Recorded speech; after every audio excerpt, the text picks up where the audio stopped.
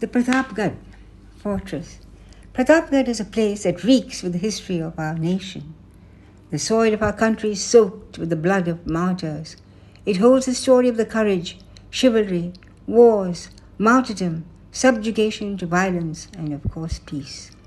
During the time of the Mughals, we went through our worst phase in which our temples were destroyed, our women raped, and people converted on pain of death. It was at this time that the great Maratha leader, Chhatrapati Shivaji Maharaj, was born.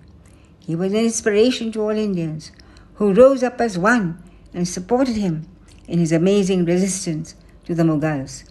He was brought up by his great mother, Jiaji Bai, in all our great epics and traditions. Pratapgad was one such place built by this great leader in the year 1656. It is perched on a hill 3,500 feet above the village.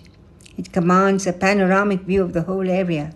It has a large bronze statue of Shivaji, which had been placed by Pandit Nehru in 1957. A road was also constructed at the same time. The historic battle between Shivaji and Afzal Khan, the commander of the Bijapur Sultanate, took place at this fortress in 1659. This was a great victory that encouraged Indians to believe that they could defeat the Mughals if they put their mind to it. Our visit to this place was really the highlight of our trip. Everyone had told me that I'd never be able to climb the 450 steps to the top, but somehow all of us made it to the Bhavani temple without feeling the slightest fatigue. In fact, we were there before we knew it. Bhavani looked at us with compassion flowing from her eyes as we reached her side. The temple said that she gave Shivaji Maharaj a shining sword at this very place. Both the sword and his accoutrements were to be seen here. Fortunately, no one was there when we went, and we were able to sit and meditate at this place for a long time. The vibrations were really powerful. The huge crystal lingam that had been worshipped by Shivaji himself had been kept there. It was unique because of its size. It was forbidden to take photos, however.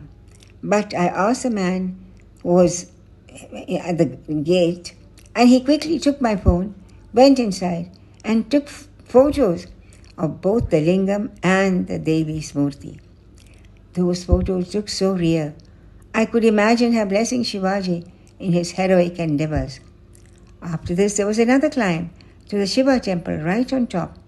This again was an extraordinary experience. I stood outside the sanctorum, and the priest beckoned me to go inside. So we all trooped inside and was able to sit and meditate for a while and do Abhishekam. Apparently, the linga was more than 10,000 years old and had been worshipped by Shivaji himself.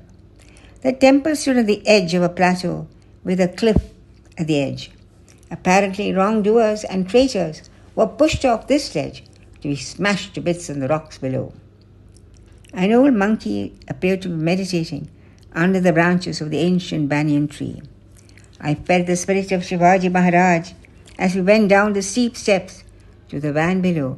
It was as if he was encouraging the youth of today to fight for the ancient heritage and make Bharat into a Hindu Rashtra once again.